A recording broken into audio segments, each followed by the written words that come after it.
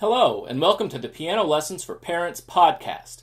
My name is Dr. N. Mason Conklin, and I'm here to help you help your child succeed at the piano. In just a few minutes a week, you can learn the basic musical concepts that will help you supervise and evaluate your child's practice time at home, and learn some tips and tricks to make that practice time the most effective that it can be. Last week on the podcast, we went over the staff. The staff is a group of 5 lines and spaces which functions as a ruler in music. It helps us tell how far apart 2 notes are. Today we will learn about clefs. And clefs define certain pitches on the staff. So here's how it works. So let's just take our staff here. And let me arbitrarily define one note as being a certain letter name. Let me just say that this space right here is C. And that's all I'm going to say. That's a C. Well, in defining that one note, I've actually defined all of the lines and spaces. Because as we go up the staff, we go up the musical alphabet and up the keyboard. So if I go up to the next position available, the line, that would be a D. If I go up from that, that would be an E in the space. If I go up from that E, the line above it will be F. And I can keep going even to a space above that. And that would be G. Now if I take that C and I go down the keyboard and down the musical alphabet, or the alphabet backwards. So down from C to the line would be B, and down from B would be A, and down from A would be G, down from G is F, down from F is E, and even down from E is D. So I just arbitrarily said, hey, this note is C, and it defined all of the rest in the lines and spaces for me. Well, that's how clefs work. And if you'll look here, we have the 2 kinds of clefs that we normally see in piano music. This clef up here is called the treble clef. And the treble clef is used mostly for notes above middle C. The treble clef defines a certain note as a G. It says that everything on line number 2, draws a little bullseye on line number 2, everything on line number 2 is G. And not just any old G, it's a specific G. It is the G above middle C. So we have this definition of G, and that means we can define the rest of the notes. If this is G, that means that this is F, and this is E. Well, if this is E and F and G, continuing going up the alphabet, we would have A, B, C, D, E, and F. And this is where you might remember some of the poems that you learned in your music class in school. To learn the lines of the treble clef, we know that this is E, G, B, D, F. And some of you may have learned a sentence like, every good boy does fine. We tend to get away from that because it's not just boys.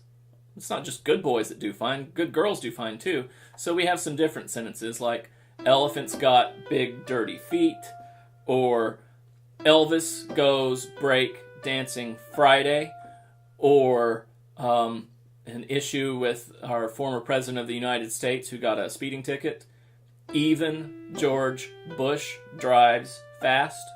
Okay, so that's one of the ways you can help remember the lines of the treble clef. Then there's the spaces. You might remember Fernando always creates eggplant,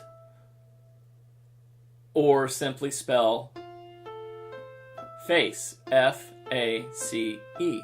And that gets the spaces of the treble clef. The other clef that we see a lot in piano music is this clef, and it's called the bass clef.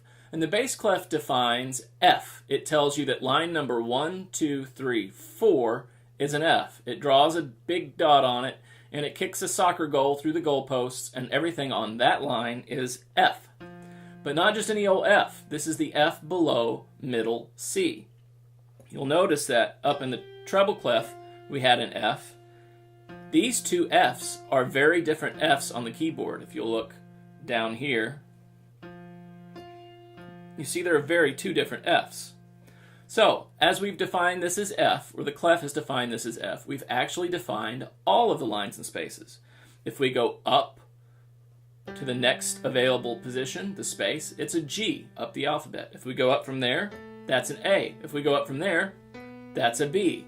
Starting on F, if we go down, E, D, C, B, A, G, and we can even go down one more. F.